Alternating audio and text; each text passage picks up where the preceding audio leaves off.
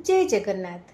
जड़े दर्शक बंधु मत कैप्सिकम रेसिपी अपलोड करने कही जनरली आम जेकोसी चिली आइटम तैयारी कला बेले कैप्सिकम को व्यवहार करिथाउ, किंतु आज मुझे को कैप्सिकम और पियाज रे गोटे बढ़िया तरकारी तैयारी करी देखैबी, जोटा कि आपण चाहिए भात सांगे कि रुटी सांगे खाई पारिबे। तरकारी बहुत टेस्ट लगिबो।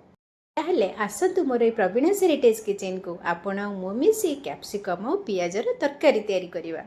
एथिपाई आमर मेन इंग्रेडिएंट है कैप्सिकम और पियाज।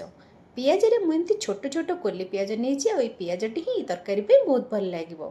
छोट कोली पियाज को आग धोई तार चोपा छड़े नहीं जावा और कैप्सिकम को धोई ताकू एमती लंबा लंबा काटी नवा। तरकारी पियाज कैप्सिकम को मुझे रेडी करदेली। या सहित मुझे किसी सोयाबीन बड़ी ताको मु धोई धाई कि बतुरे नहीं जाइए। यहाँ हूँ ऑप्शनल आइटम, आपड़ चाहिए पकेबे ना स्किप करें। खाली कैप्सिकम और पियाज को रांधि पारे। बर्तमान गोटे कड़े को गरम करी आग तेल 2 चम्मच पकेबा, मेरा छोट चम्मच आपण जब बड़ चम्मच अच्छी तो गोटे चम्मच पकेबे। पियाज को आग पकेबा, 1 मिनिट भाजी होगला तापर कटा कैप्सिकम को पकेबा, तापर या मात्र 1 मिनिट एमती गरम रे टिके एपट सेपट करनबा, जेमती कि तार टिके कंचालिया बास्नाटा मरीज। ताकू बाहर कर सारा पुणी आउ गोटे चम्मच तेल दबा और जो सोयाबीन बड़ी को रखी थे ताकू टिके एमती तेल रे भाजी नवा। तादेरे टिके पानी अच्छी जिते चुपुड़िले भी तादेरे पानीटा रही जाए। टिके भाजी देला परे तार पानी गुड़िक मरी जाए। ताकू एबे करेईरु पुणी बाहर करके आनिक रखीदबा।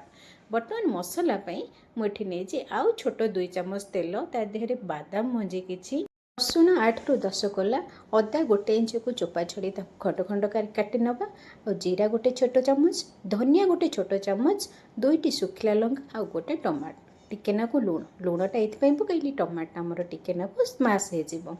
बर्तमान या टिके भाजीदेला तादेहरे बास्ना आउ टिके कस्तूरी मेथी मु पकई देछि। या ठंडा कर सारा या गोटे मसला पेस्ट तैयारी करदबा। बर्तमान से कड़े आम आउ 2 ରୁ 3 चम्मच तेल नवा। आम टिके टिके टिके टिके तेल रे भाजिकी बहुत तेल आम व्यवहार करने, तेणु एठी आम बेसी तेल न नहीं 2 ରୁ 3 चम्मच तेल नवा। तापर गरम मसला एमती डालचीनी टिके नाकू, गुजराती और गोटे लवंग मुंदी भाजी सारा गोटे पियाज को काटिकी हल्का ब्राउन है पर्यंत भाजी नवा। तापर जो मसला रेडी करथिले से मसला को पकईदबा, हलदी गुंड और लंका गुंड दे मसला को टे गोला गोली कर सारा 2 मिनिट कभर देके घोड़े दबा।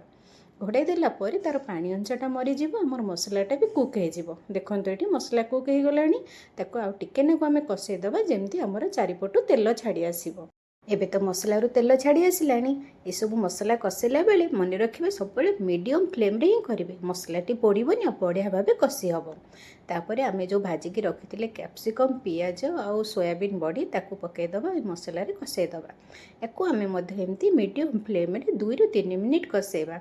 लुण तो पकई नथिले, तेणु एबे तरकारी को मापिकी आपण स्वाद अनुसार लुण पकई नवा आउ टिके ताकू 2-3 मिनिट कषेदबा। बर्तमान तो एमती सुखा सुखा होइछि। आर ग्रेवी पाई आपण पसंद हिसाब से आपण पानी देबे। मु बेटी मो पसंद हिसाब से 1 कप पानी दउछि। पानी सहित भल कि गोले दबा। तापर ऊपर गरम मसला गुंड 1 चम्मच पकई ताकू पुणी आउ 2 ରୁ 3 मिनिट घोड़े दबा। 2 ରୁ 3 मिनिट घोड़े देला पर देखो आमर कैप्सिकम और पियाजर तरकारी एकदम बढ़िया रेडी हो जाइए। ना ना ना ना आउ टिके नाकू बाकी रहिला। ऊपर आउ टिके बास्ना पाई मु 1 बड़ चम्मच गुआ घी मध्य बुलाई देछि। ହେଇଗଲା ନା ଆମର କ୍ୟାପ୍ସିକମ୍ ଆଉ ପିଆଜର ତରକାରୀ। ଦେଖନ୍ତୁ ତ କେତେ ବଢ଼ିଆ ସୁନ୍ଦର ଦିଶୁଛି। ଆପଣ ବି ଘରେ ଏଇଭଳି ତିଆରି କରନ୍ତୁ। ଭଲ ଲାଗିଲେ ମୋତେ ନିଶ୍ଚୟ ମନେ ପକାଇବେ। ଚ୍ୟାନେଲକୁ ସବସ୍କ୍ରାଇବ୍ କରିବାକୁ ଜମା ଭୁଲିବେନି।